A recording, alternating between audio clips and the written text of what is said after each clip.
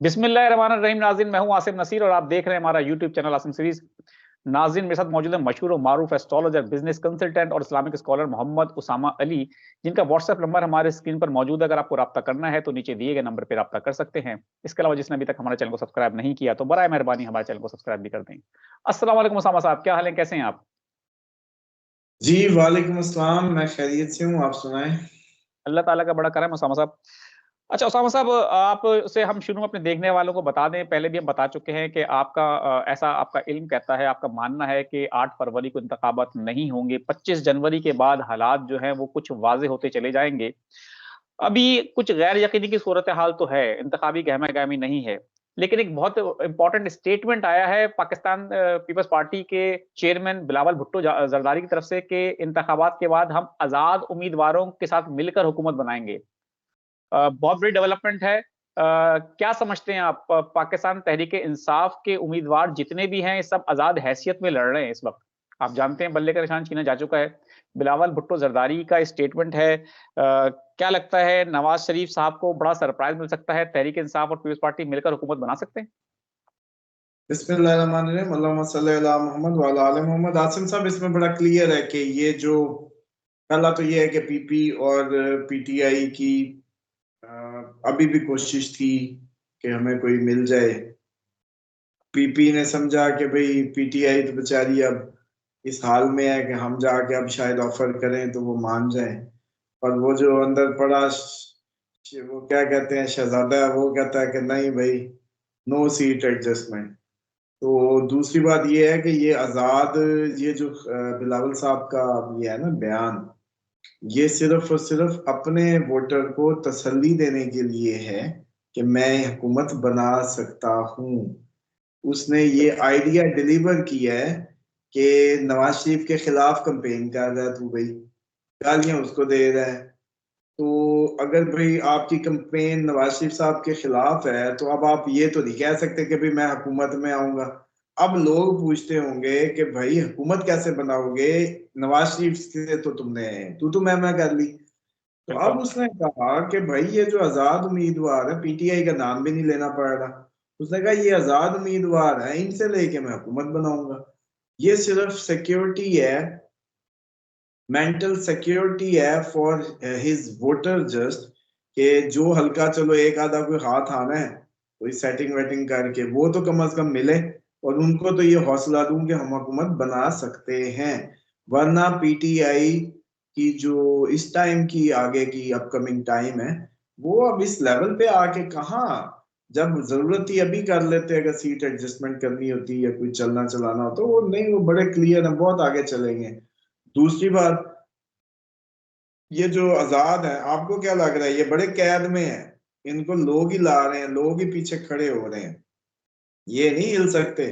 इनकी तो नस्लें, मैं कहता हूँ, गली में निकलने से महरूम हो जाएंगी अगर इन्होंने पीटीआई का वोट लेके और फिर यूज करने की कोशिश की। लोग तो नहीं छोड़ने लगे। और जितनी फ्रस्ट्रेशन है इस जमात में अब और अपकमिंग टाइम में, वो बढ़ती चली जाएगी। और मैं समझता हूँ कि ऐसा कुछ भी नहीं हो सकता, पीटीआई का लेकिन अब बंदा नहीं कोई। हाँ, ये जरूर है कि अब उसकी माँ बहन उठा ली जाए या कुछ और जिस तरीके की हरकतें होती रही है, या थ्रेट्स ही इतनी गंदी हैं। बड़े लेकिन बड़े अच्छे लोग भी ये कहते हैं कि भाई ऐसी गंदी धमकी दी है कि बस अल्लाह की पनाह। लेकिन उसामा साहब, आप जानते हैं और हमारे देखने वाले भी जानते हैं कि पैसों की कमी नहीं है जरदारी साहब के पास। सेनेट के इंतखाबात हों या हॉर्स ट्रेडिंग हो, बादशाह माने जाते हैं वो इस हवाले से। और आपने देखा है पिछले दिनों ब्रीफकेस और सूटकेस भरे हुए नोटों के जो हमने देखे हैं सेनेट के इंतखाबात के वक़्त, तहरीक अदम-ए-एतमाद के वक़्त। तो जो और दूसरी बात ये है कि जो पाकिस्तान तहरीक-ए-इंसाफ के आज़ाद उम्मीदवार लड़ रहे हैं, वो कोई बिलियनियर हैं भी नहीं, वो इंडस्ट्रियलिस्ट हैं भी नहीं। आम आदमी ने टिकट लिया है, इतने उनको ये अगर ऐसी नोटों की चमक होगी, तो क्या समझते हैं आप? ये भी ऐसी मशहूरियां की हुई हैं भाईजान। बाइडन पीछे था तो बाइडन ने पैसे पूसे भेज दिए होंगे, जरदारी साहब इतने रहते नहीं है भाई। ये पैसा जो होता है ना, ये बस स्लिप ही होता रहता है, कोई इतना नहीं जमा जमा होता। ये कहने की बातें हैं, ये जितनी तेजी से आता है ना, इसका मैकेनिज्म है, ये उतनी तेजी से जाता है। असल बात पैसे का आना या जाना नहीं होती, पैसे का पचाना होती है, ये उसका इस्तेमाल करना होती है, ये उसको यूटिलाइज करना होती है। जरदारी साहब तो मटन बेचारे नहीं खा सकते, एक मतलब वो गरीब आदमी की तरह सब्जी पे जिंदगी गुजरती है उनकी। तो उस बंदे ने क्या बचाया पैसा, बस जो आया वो गया। तो ये पीछे भी बाइडेन की हो सकता है कि उस वक्त भी मिशन जिम्मे लगाओ अपने दोस्त के कि भाई यार ये पैसे पूसों वाला काम तू जिम्मे ले ले, अच्छा है, तेरी गिनती शिनती अच्छी है, तो इस तरीके से। तो बाकी अब बाइडेन जाने को है, अब कौन से पैसे वैसे भेजने लगा है।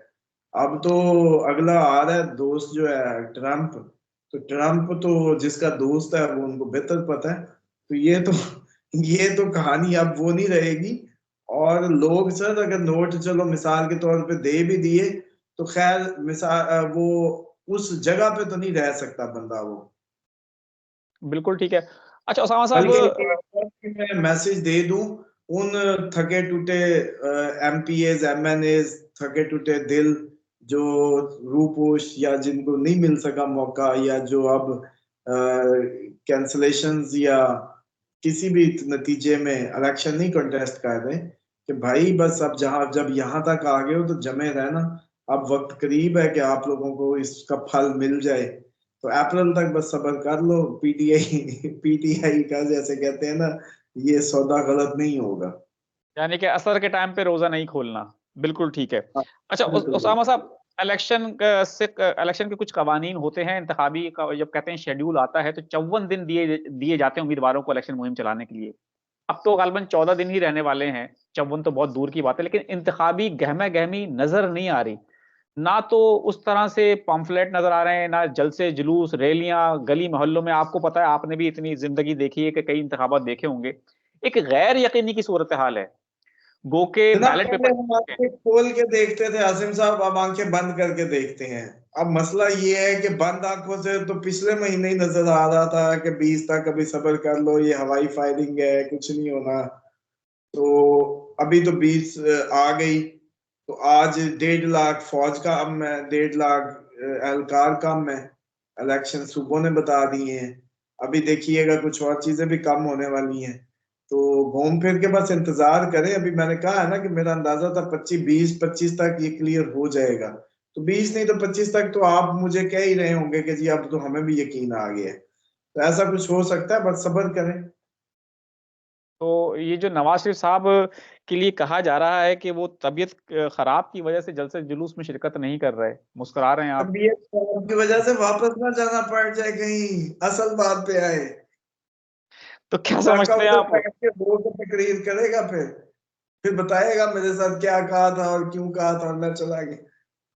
तो ये लंदन इलाज के लिए जा सकते हैं, आपको लग रहा है मुस्तकबिल में?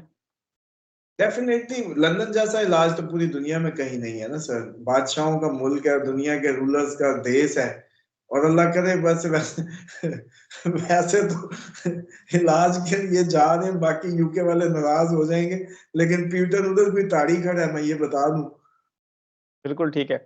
ठीक हो और सामा मुझे साहब। तो बल्कि याद आ गया, आज बड़ी कॉल्स मैसेज भी वो बता रहा था, असिस्टेंट आई हुई है यूके वालों के लिए।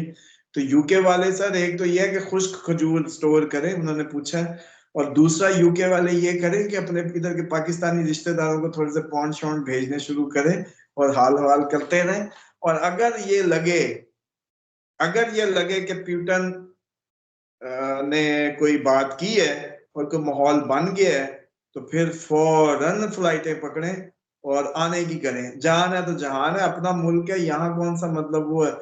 वो क्या पुराने रिश्तेदार 4 दिन बैठेंगे गप्पे शप्पे मारेंगे हैं। तो बिल्कुल लेकिन ठीक है। बहरहाल इस बातों पे ये ना रहे, जब प्यूटन पे नेटो अटैक कर दे, जब प्यूटन पे नेटो अटैक कर दे उस दिन यूके वाले संभल जाएं और चुप बिल्कुल करके इधर आ जाएं। कोई नहीं इतनी, पहले भी तो इधर से ही गए थे, कौन सी इतनी मतलब वो है कि सही बात बस है। यहाँ यही है कि एक्सेंट में इंग्लिश बोलने के लिए कोई नहीं मिलेगा। शुगर लगाएंगे, तो आप थोड़े से मुंह टेढ़े करके इनको कम्प्लेक्स में डालेंगे और बिल्कुल बिहेव ठीक है। ऐसे होगा जैसे उधर से खाना काबा से कोई हाजी आ गए हो ना। मतलब यूके वालों का प्रोटोकॉल जो है ना पाकिस्तान में, वो ऐसे ही है जैसे हाजियों का प्रोटोकॉल है। बिल्कुल लोग सही है। बड़ा खुश होके सुनते हैं। आखिर में उसामा साहब एक सवाल ले लेते हैं। अब्दुल कयूम है उनका नाम, वो कहते हैं वालदा का नाम उनकी बशीरा बीबी है। मैं दुबई में 19 साल से मजदूरी कर रहा हूँ, हालात वैसे के वैसे ही हैं। एक मुश्किल खत्म होती है तो दूसरी मुश्किल आ जाती है। बराए मेहरबानी कोई ऐसा वजीफा बता दें जिससे मेरी मुश्किलात खत्म हो जाए। 55 साल की एज है इनकी।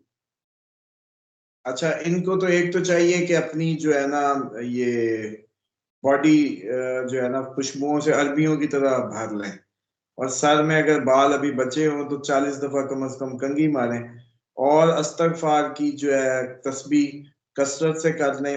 अस्तगफिरुल्लाह रब्बी व अतूबु इलैह, या अस्तगफिरुल्लाह रब्बी व अतूबु इलैह ज्यादा बेहतर है। अस्तगफिरुल्लाहिल्लज़ी ला इलाहा इल्ला हुवल हय्युल क़य्यूम ज़ुल जलाल वल इकराम व अतूबु इलैह। ये जरा हाई डोज है, समझ लें 250 की जगह 500 mg समझ लें, और इसकी कसरत कर दें। और अव्वल वक्त की नमाज लेट ना किया करें, नमाज की हकारत रोल देती है जिंदगियों को।